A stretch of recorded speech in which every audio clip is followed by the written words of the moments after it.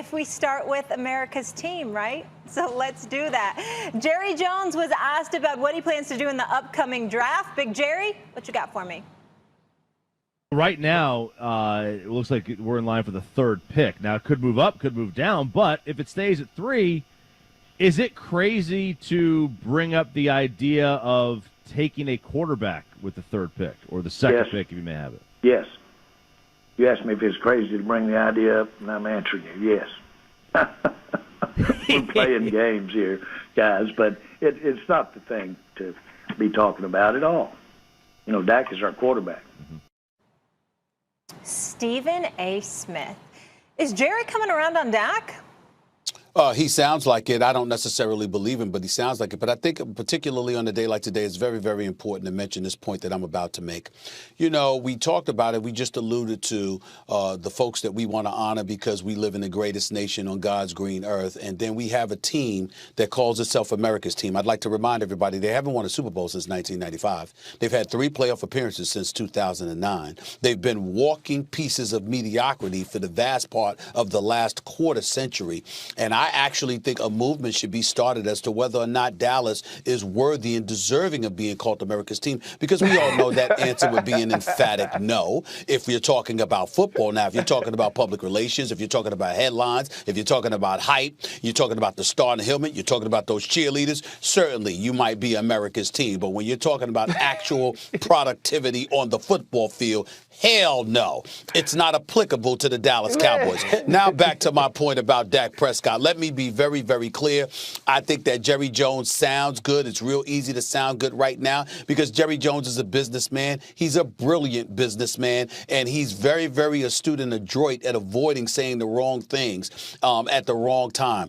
For him to go out there as Dak Prescott was balling the way that he was balling, considering how moribund the Dallas Cowboys have looked without Dak Prescott since he went down with his broken ankle, considering the fact that he's fresh off a season in which he threw for 4,902 yards, 30 touchdowns, just 11 interceptions, completing 65% of his passes, and you still could not come up with a long-term agreement for him. Jerry Jones is smart enough to know that at this particular moment in time, while this dude recuperates from that devastating injury that cost him his season, knowing that Dak Prescott is still his best option, better than a Garrett Gilbert, better than an Andy Dalton, better than a Ben DiNucci and all of this other stuff, you damn well had better say what Jerry Jones has said. But in the end, the proof is in the pudding. It's where you sign on the dotted line. When you sign on the dotted line, instead of fretting over whether it's 4 years, 5 years, or whatever the case may be, you get this man signed to a long-term deal. Jerry Jones knows that to say anything otherwise would really be frowned upon by the American public, and as a result, he's smart enough not to say that. But we all know, because we all know football, at least to some degree, certainly not to the degree that Ryan knows it, but we all know, Maps, that if you've got Trevor Lawrence available to you or Justin Fields available to you, and you're the Dallas Cowboys, if Jerry Jones couldn't sign Dak Prescott to a long-term deal but still signed Andy Dalton as a backup, why the hell wouldn't he draft one of those top 2 guys if he were in position to do so? So it sounds good, but I don't believe him. Is Jerry Jones coming around on Dak? Well, let me first address the Justin Fields, Trevor Lawrence thing. Of course they should draft those guys if they're available. Dak's rookie deal is up. Those guys have been a rookie deal for half a decade. And those guys, look, Justin Fields reminds me a lot of Dak. Same size, more or less. Like his ability to play the position with his arms, with his legs, his leadership, all that stuff kind of reminds me of Dak. And I know you can think, well, but Dak is already Dak. You're hoping Fields becomes Dak, or maybe even better one day, right? But that lack of a guarantee means, hey, just pay Dak. Okay, is Jerry Jones coming around on Dak? No. He came around on Dak, Stephen A. Look, his mistake, Jerry Jones's mistake with Dak, was he was penny wise and pound foolish. He and Stephen Jones really wanted to milk that little $2 million a year salary before they had to pay him, and they waited until the 11th hour to seriously try to get a deal done. That was stupid. However, when it came time to getting a deal done, the last reports that I read the guarantee was $110 million. Carson Wentz was guaranteed $107. Carson Wentz is a bad deal for the Eagles. I don't think they'd redo that deal. Like, if they could sign that deal again, I don't think they'd sign it again. I think Goff is not a great deal for the Rams, and the Rams are pretty good. But I think Goff's contract hurts them. Are we sure Dak is better than Wentz and Goff? I think he is at this point. If I had to order those three, and their kind of positions keep changing relative to one another, I'd have Dak right now number one. Right now, number one, even with a catastrophic injury.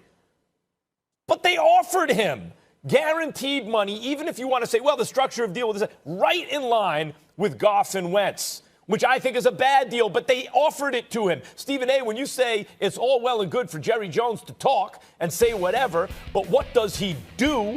What he did was offer Dak the deal, which Dak's side turned down because they looked at the CBA and what's going to change and believed a shorter-term deal was in their best interest. Patrick Mahomes signed a long-term deal. You know, Wentz and Goff signed a deal maybe not quite even as good as Dak would sign, but it's right in the ballpark.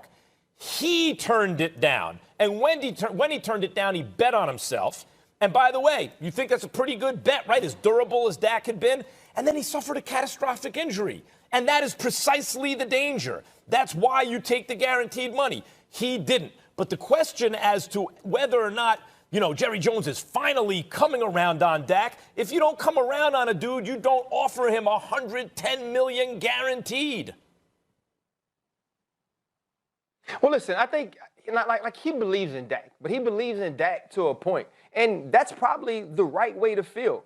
I said this before the offseason started. I said there is no amount of money that Patrick Mahomes can ask for from the Kansas City Chiefs that's stupid. There's no amount of money that they would think, you know what, this is just ridiculous. And we could see that by the deal that he got, even though it's actually kind of team friendly. But with Dak Prescott, Jerry Jones is like, we like you, but we like you to a point. So here is where I don't believe Jerry Jones. You think that if Jerry Jones has the number one, which he probably won't get because of the Jets, but has the number 2 pick, he's not going to seriously consider that he has that pick and Justin Fields will be available, or Trevor Lawrence might be available. Because when you look at now trying to get a long-term deal done with Dak, you could do that. You could do the deal with that in mind. Like, you know what? We're going to offer you this. You're coming off of injury. There will be these type of incentives in your deal. But you always know that if you go into the draft without Dak Prescott on a long-term deal, you can get one of these 2 quarterbacks. And trust me, the division between the measurables and the projections of these 2 quarterbacks is much less to me than everybody tries to make it seem. And Max mentioned Justin Fields being very similar to Dak. He is. The only difference is he's going to run low 4.5. He actually has a stronger arm. He's the better athlete. And so when you start to look at those things, you start to break those things down, I don't think Jerry Jones breaks his neck to make a deal with Dak. What he did was this. Jerry Jones is honest by convenience, right? He's honest when he has to be. He was very honest about trying to do a deal with Dak and what they were willing to offer him and the fact that they had to do good business, because at that time, that's what he wanted the public to know, that we want Dak. We are trying to sign Dak, but we have to do it and make sure it's smart. Right now, he's being honest about out of convenience. Like, yeah, Dak Prescott's our quarterback because he understands he's injured. He understands how the team looks. He understands how it might be in the locker room, how people might feel about him talking about a leader that is obviously missed and obviously needed. But when it comes down to do business in the offseason, he's going to do business. He hasn't come around more to Dak any more than he ever was. If it makes money sense for him, it will make sense. If not, he tries to move on to the next best thing, which if he has one of those top 2 picks or one of these very good young quarterbacks. Let me give y'all a perfect example of why the Dallas Cowboys have such significant problems and how they will be perpetual losers in all likelihood for years to come, or at least for the foreseeable future, because we've got too many apologists out there, too many people wearing pom-poms trying to celebrate the Dallas Cowboys. Case in point, the playmaker himself, 3-time Super Bowl champion, the one and only Michael Irvin. He decides to send me a text message during this moment in time. Yes, I'm calling out Michael Irvin, Ryan Clark, right here on national television. This is what he says, Molly, Max, Ryan, I'm listening. Stephen A., let me bless you with some knowledge. Going into last week, Are you sweating, though? The two teams with the highest winning percentage in the NFL since the Super Bowl era are number one, America's team, the Dallas Cowboys, and number two, the Pittsburgh Steelers. Here we are in the year 2020. It's the new minute. It's been a quarter century since they won a Super Bowl. They have made the playoffs 3 times since 2009. And they have a champion 3 times over, a Hall of Famer. He has a gold jacket. This is the playmaker we're talking about.